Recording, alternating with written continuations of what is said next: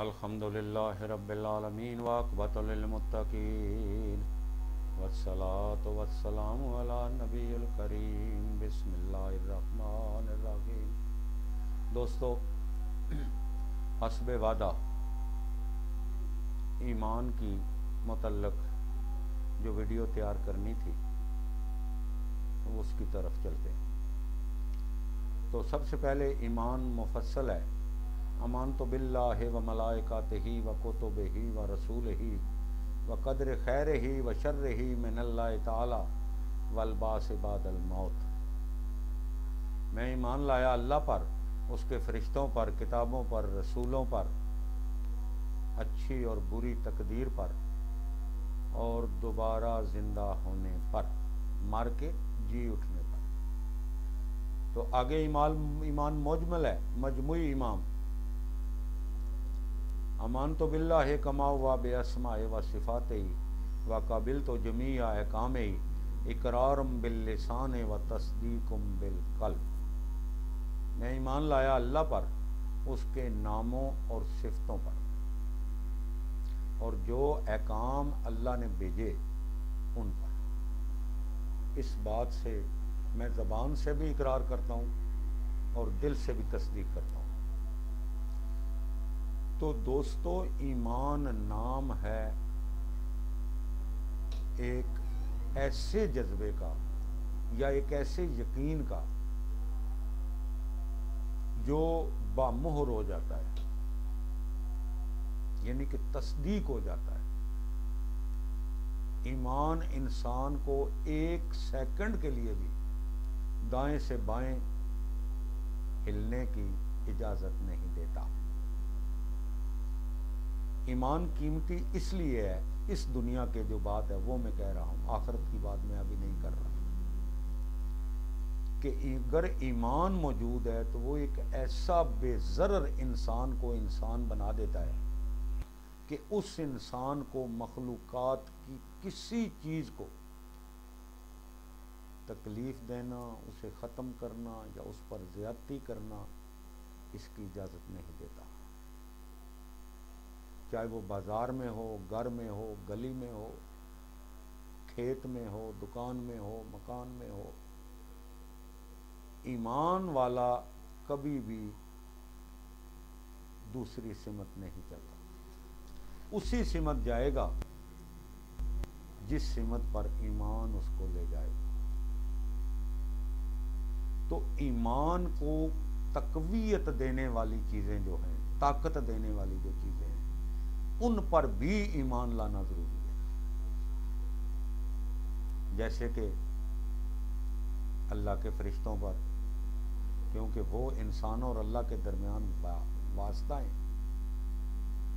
یعنی کہ جبریل علیہ السلام اللہ تعالیٰ سے احکام لے کر نبی صلی اللہ علیہ وسلم کے پاس آتے رہے، حضرت عیسیٰ علیہ السلام کے پاس، موسیٰ علیہ السلام کے پاس۔ اسی طریقے سے تمام انبیاء کا رابطہ جبریل ہی کرتے تھے۔ پھر ان کی کتابوں پر جبریل کیا لائے تھے؟ اللہ کا حکم لائے تھے، اور وہ حکم کتاب میں موجود ہے، اس حکم پر بھی ایمان لانا ضروری ہے۔ اور یہ سب کچھ کرنے کے بعد قیامت پر بھی ایمان لانا ضروری ہے، کیونکہ اگر انسان کے ذہن سے یہ بات نکل جائے کہ مجھے کوئی پوچھنے والا نہیں، تو پھر وہ یہاں وہ کرتوت دکھائے گا کہ شاید پہلے کبھی نہ ہوئے ہو۔ ابھی جن کے ذہنوں میں یہ تصور ہے کہ اللہ تعالیٰ ہم سے قیامت والے دن حساب کتاب لے گا، وہ بھی اتنی بڑی بڑی غلطیاں کر رہے ہیں۔ تو جو اس بات پر یقین ہی نہیں رکھتے کہ ہم سے کوئی حساب کتاب ہوگا، وہ کتنی بڑی غلطیاں کریں گے۔ تو ایمان کا سب سے پہلا فائدہ یہ ہے کہ ہر انسان اپنا محاسبہ اگر ایمان ہے تو وہ خود کرتا ہے، کسی دوسرے کے محاسبے کی ضرورت اس کو نہیں رہتی۔ ایمان کا سب سے بڑا فائدہ یہ ہے۔ دوسرا فائدہ اس کا یہ ہے کہ انسانوں کو ایک جگہ جوڑ کر اکٹھا رہنے میں مدد دیتا ہے۔ یعنی بہت سے انسان اگر ہوں تو ان کو اکٹھا رہنا پڑے تو ایک دوسرے کے حقوق کا ان کو پتہ ہوتا ہے. یہ بیوی کے حقوق ہیں، یہ ماں کے حقوق ہیں، یہ بھائی کے حقوق ہیں، یہ پڑوسی کے حقوق ہیں، یہ مسافر کے حقوق ہیں، یہ راہگیر کے حقوق ہیں، یہ قیدی کے حقوق ہیں، یہ فلاں کے حقوق ہیں، فلاں کے حقوق ہیں، وغیرہ وغیرہ. دوستو اس سے زیادہ میں تفصیل میں نہیں جا سکتا کیونکہ وقت کی کمی کے باعث ہر بات پر ایک ایک گھنٹے، دو دو گھنٹے، تین تین گھنٹے تک بات ہو سکتی ہے، لیکن ٹائم ہمارے راستے کی رکاوٹ ہے. پر جہاں تک ممکن ہو سکا میں اس کے فائدے آپ سے شیئر کروں گا. تو دوستو اگر ایمان والا ہے، وہ بازار میں بیٹھا ہے اور اس نے بہت بڑا غلے کا ڈھیر لگایا ہوا ہے، تو وہ تمام انسانوں کے حقوق سے اگر واقف ہے، یہ کتاب اور رسول نے حقوق بتانے ہیں، تو جب کتاب اور رسول نے حقوق اس کو بتا دیے اور وہ اللہ کی مہربانی سے ایمان والا بھی ہے، تو ایک دانہ بھی بد نیتی سے دائیں اور بائیں نہیں کرے گا، تول میں فرق نہیں کرے گا، امانت دار ہوگا. یہ کتنا بڑا فائدہ ہے ایمان کا. اسی طرح دوستو اگر وہ محلے میں رہتا ہے تو اس کو اپنے پڑوسیوں کے حقوق پتہ ہیں جو کتاب و سنت یعنی کتاب اور رسول اللہ صلی اللہ علیہ وسلم نے یا کسی بھی نبی نے، حضرت عیسیٰ علیہ السلام نے، حضرت موسیٰ علیہ السلام نے، کسی نے بھی تعین جو کر دیے ہیں شریعت میں، اگر وہ ان سے واقف ہے اور ہے بھی ایمان والا تو سوال ہی نہیں پیدا ہوتا. وہ پڑوسی کے حقوق کا تحفظ کرے گا، ڈاکہ نہیں مارے گا.